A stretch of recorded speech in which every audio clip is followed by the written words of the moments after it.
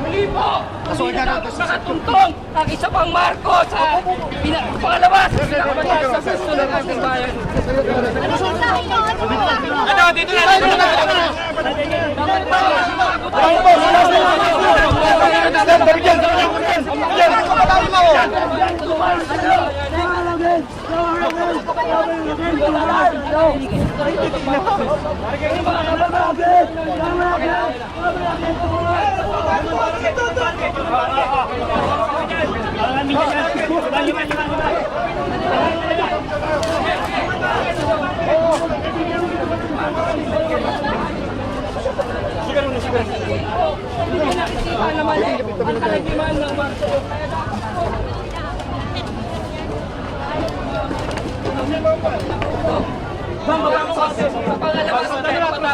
Sa ating bayan, hindi ho malayo.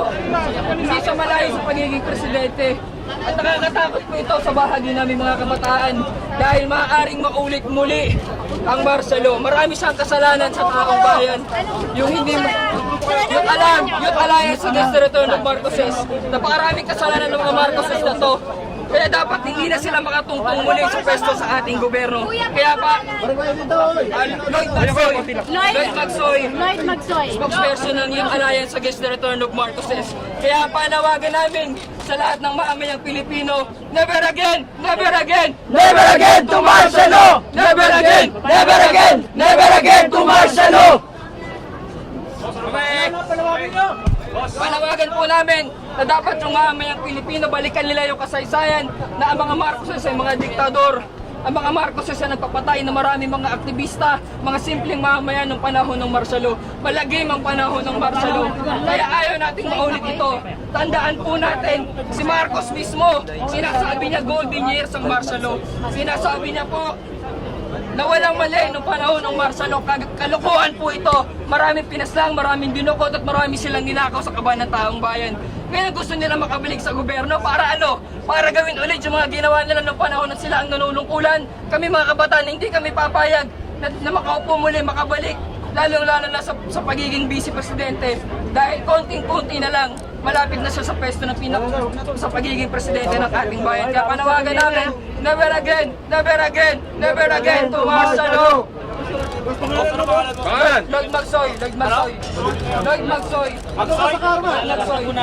Youth Alarm, Youth Alliance Against the Return of Marcoses. Youth Alarm,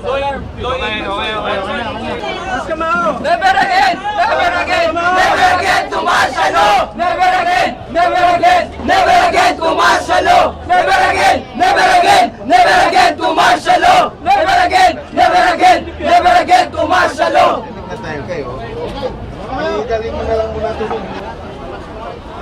Never again, never again, never again to Marcelo! Never again, never again, never again to Marcelo! Never again, never again, never again to Marcelo!